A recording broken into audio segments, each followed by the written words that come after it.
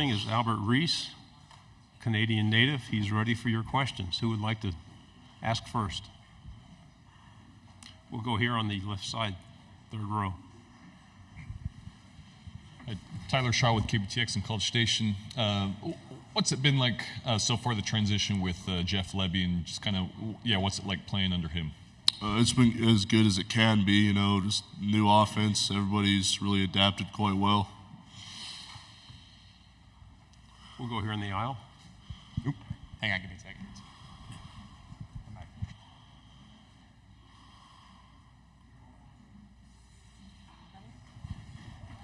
What differences have you seen from Lebby and before, just with the team and the way the offense is? Just how detailed everything is. Like, he really emphasizes, the devil's in the details, and just the smallest things that you wouldn't think play a big role in success play a huge role in being successful. We'll go on the back.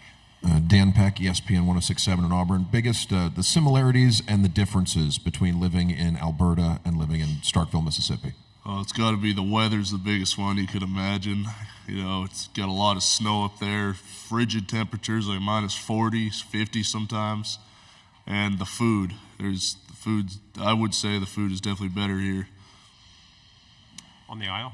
Yeah, Evan Kamiko, Pig Trail Nation. What's it been like working with Cody Kennedy, the new offensive line coach? It's been great. I mean, everybody on the O-line likes him, respects him, and it's been great being under his leadership and learning some of his techniques. We'll go on the front row. Michael Cobble from Baton Rouge. Is that like a sweater, a jacket? What we got, like a varsity feel to it? What is it? Is it a sweater or a jacket? I can't. Oh, it's a little bit of both. It's kind of like a stretchier jacket. It's real comfortable. Is Adidas make it? Is that the stretch? Yeah. Okay. Cool. Yeah. Tell me a little bit about your quarterback. He's going to be here today. Obviously, we're getting to know him a little bit more. What have you seen in him as far as like giving you confidence this season going forward? I think he's a natural leader. He's very good at bringing everybody together and just making sure everybody's on the same page, knowing what the expectations are, holding people accountable. I think that's actually probably his biggest and best asset. On the back row. What does it mean to be representing the Mississippi State offensive line, to be the selection at SEC Media Days, to represent the team? It's a huge honor to be able to represent my program, my offensive line, so I'm very blessed to be here. Right side. Talk a little bit about the clinging of the cowbells, then getting acclimated to that. I don't know how many cowbells you heard prior to coming to Mississippi State as well, but getting acclimated to that. And does it distract you, or do you love it as a Mississippi State guy yourself? So, as a freshman, it was very intimidating for even me as a part of the team, but I love it now. So yeah, it's just awesome. We'll go on the front row here with AP. Good morning. Good morning. AP Stedham, AP and Kelly Asby at Syndicated Radio. Albert, what intrigued you about playing football, being from Canada, and how much did you play in Canada? I know you played high school ball in Florida as well. How much I played in Canada? Yeah. What differences? Oh, the differences. No snow games down here. Had a good amount of those. That's the biggest thing. A lot more people go to American games, like playing. You talk about playing high school football up there to down here. A lot more attendance down in the States than up there. On the front row. Eric Bailey with the Tulsa World.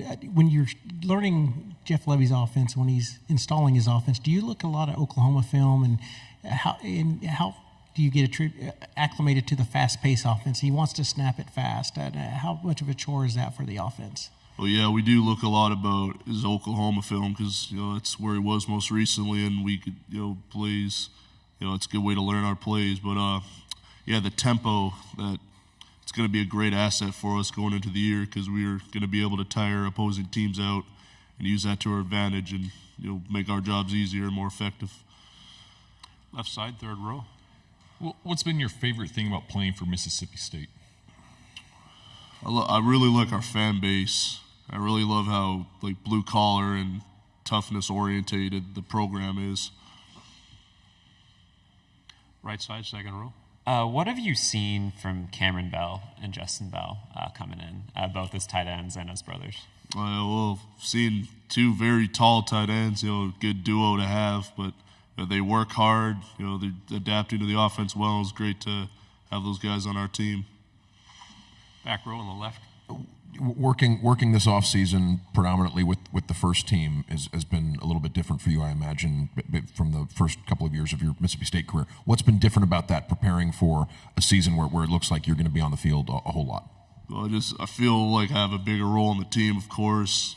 I feel definitely obligated to step up and be a bigger leader. That's the main thing. Go on the third row here.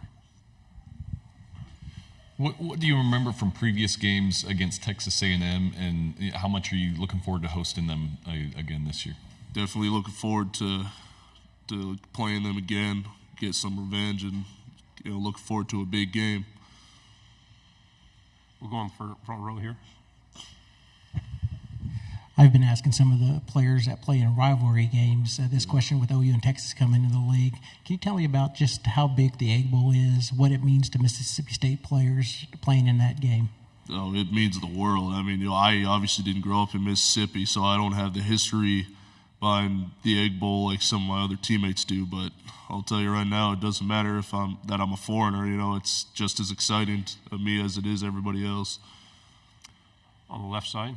Hi, WAFF 48. I'm Camder. I'm just wondering, you guys aren't traveling to Alabama, the state of Alabama this year, but if you had to choose between Jordan Hare or Bryant Denny, which one would you say is more difficult to play in the atmosphere? Probably Jordan Hare, because they have a great fan base. I mean, they're notorious for being great fans as well, so probably Jordan Hare. One final question about the Egg Bowl. Do you hear it more from current students, or do you hear it from their parents and older alumni? Sorry, what do you mean? Do you hear it more from the current students, the importance of the game, or do you hear it from the alumni or the older people? Probably alumni and older people. They've been around longer. Hey, thank you very much. Good job. Good luck this year. Thank you. Hail State.